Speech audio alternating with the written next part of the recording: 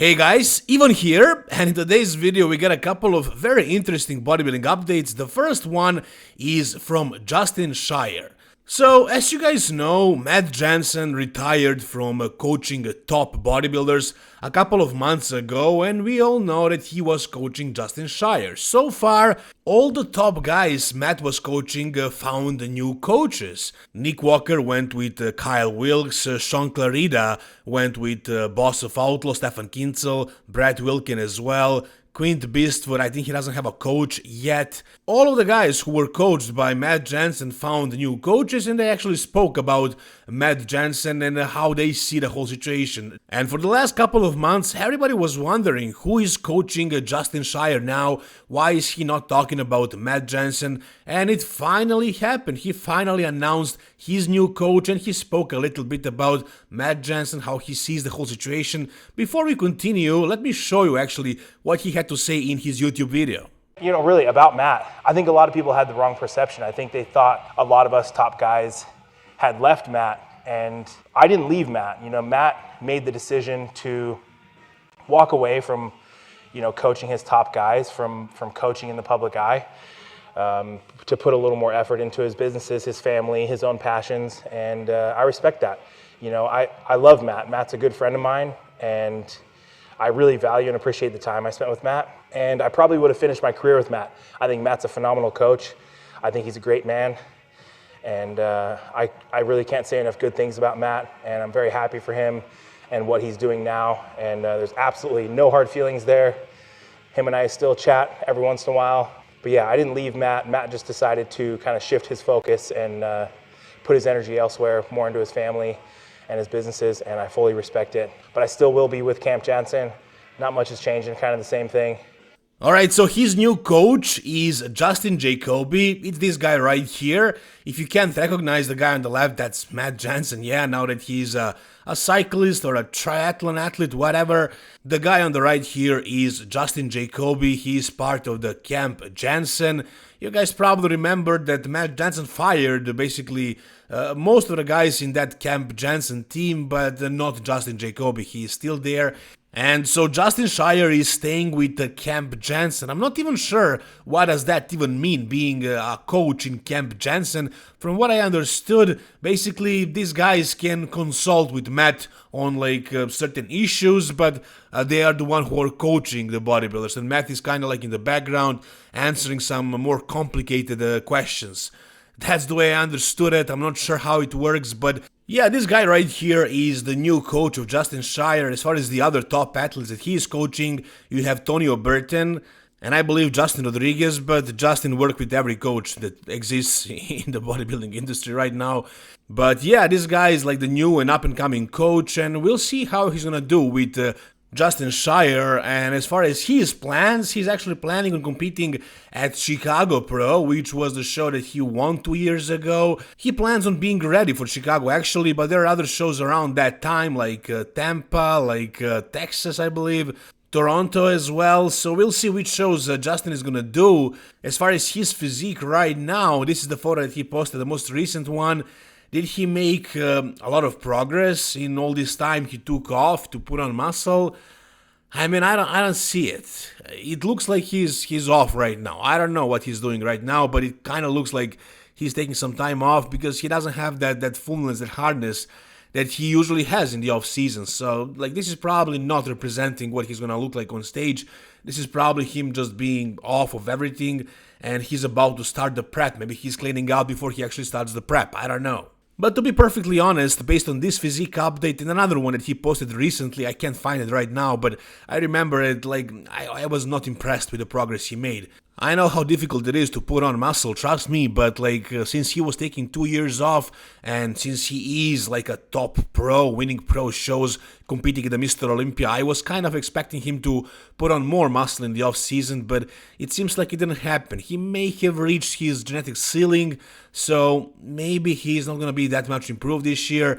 He might win another pro show again, we'll see. But, do I see him getting in that top 10 at the Mr. Olympia?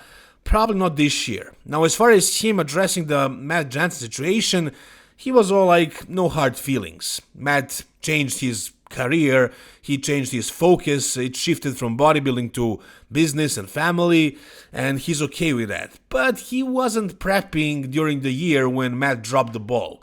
You know, if he was in Queen's place, Queen who invested basically 2 years of off season or a full year, and then he prepped for like 6 months and ended up looking worse than ever. You know, I understand Queen for being mad, and Justin was in the off season that year, so he didn't really require a lot of focus, a lot of attention, and therefore he didn't really feel, Matt not being present, not being focused. So he is fine with Matt. He's still with Camp Jansen. We'll see what he's gonna look like at the end of this prep. Whatever you guys think, tell me down below. Alright, the next thing we got is a new physique update by Akim Williams at 4 weeks out of the Arnold Classic. And the first thing that I'm seeing here is that Akim looks freaking impressive in the front double bicep. The conditioning is definitely coming along. He's almost there, almost shredded. And lately, Akim has been coming in super conditioned. You know, he usually kind of messes up the prejudging and comes in better at the finals, if we're talking about 2-day shows like Arnold and the Olympia, but generally he has been nailing it with the conditioning lately. And he's doing the Arnold Classic in 4 weeks from now. Where will he place? I have no idea, guys. I mean, soon I'll have to make a prediction video, so I'll have to give him a spot, but I don't know, guys. I mean, if he was as good from the back as he is from the front and from the sides, I would probably have him in my top 3, something like that. But his back is just simply not very good, and it's a huge issue, especially the back double bicep. So I don't really have like those kind of expectations. I think best case scenario maybe top 6. But what I found particularly interesting about this post is the description. What he says here is, separated biceps, you don't see that too often. What does this mean? Is this some sort of a hidden message? I would say so. Maybe I'm looking too deep into it, but I think there is something that he's trying to tell us here. He is telling us that he has separation in the biceps and that you don't see that very often these days. Why is that?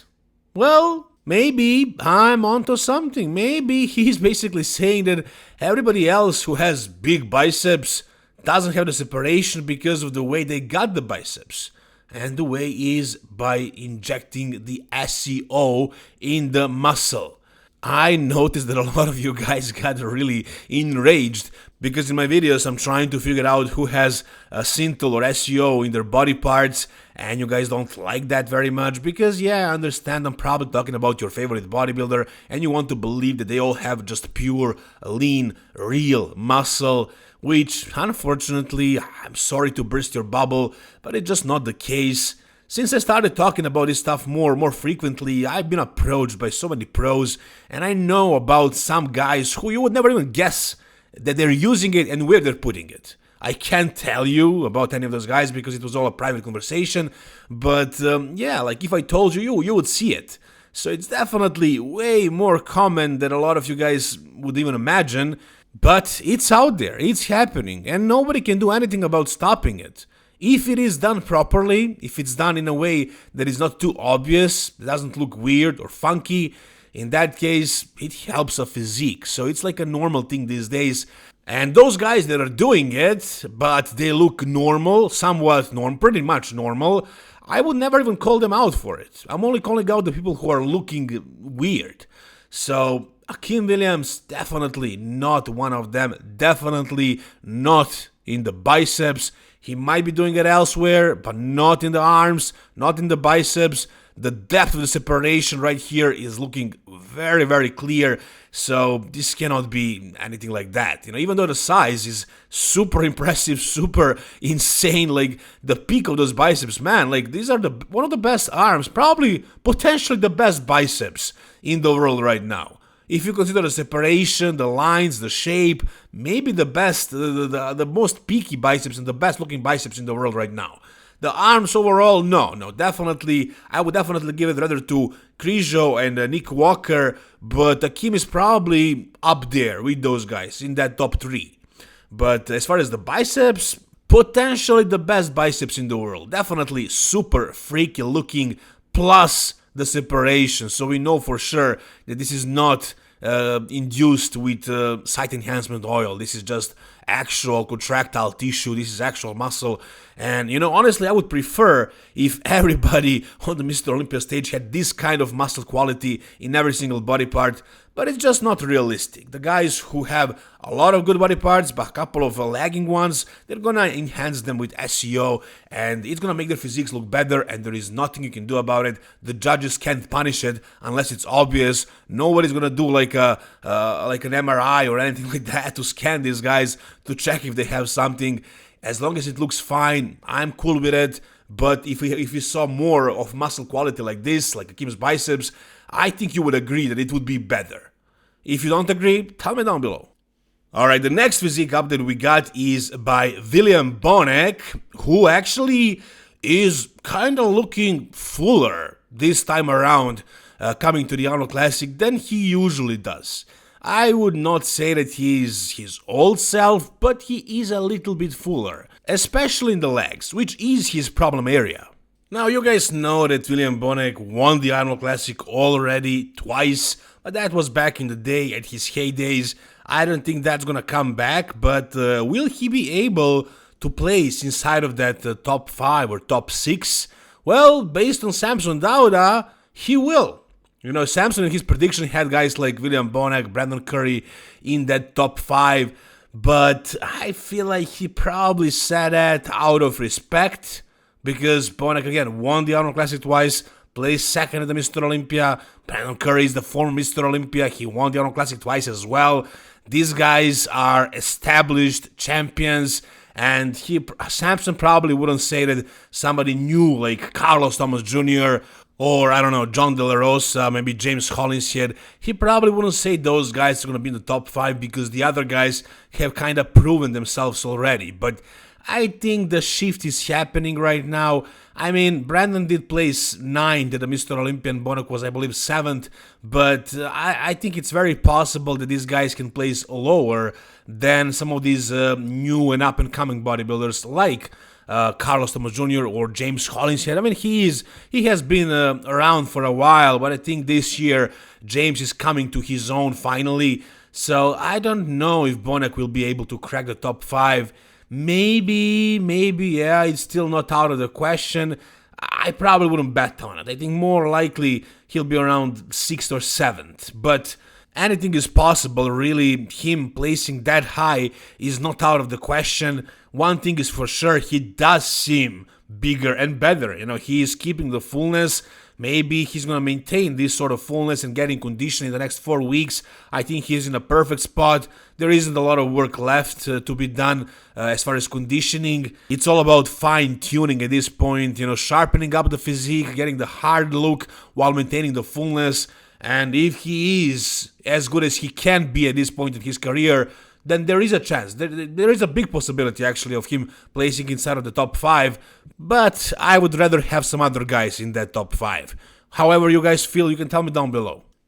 Alright, and finally, we got a new physique update by Shaun Clarida at 4.5 weeks out of the Arnold Classic, and, I gotta say, he definitely does look very impressive in his upper body.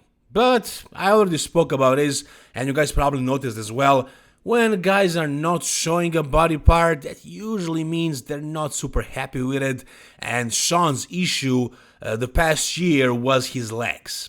Especially the Mr. Olympia, he kinda improved fullness a little bit for the Prague Pro, not too much, he didn't have a lot of time to do that.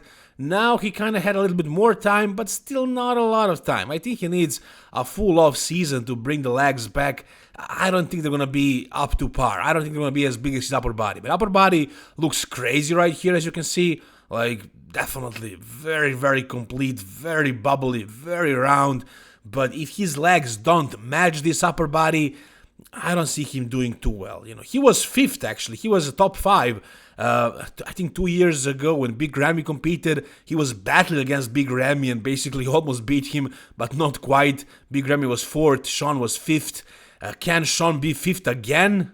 In this lineup that we have today, I doubt it, guys. I honestly doubt it. Because, yeah, sure, he's bubbly, he's freaky, he's a mini Ronnie Coleman, but he's too short. And he still can beat a lot of open guys. Like, guys maybe out of top 10, but guys who are like top 7, top 8, top 9.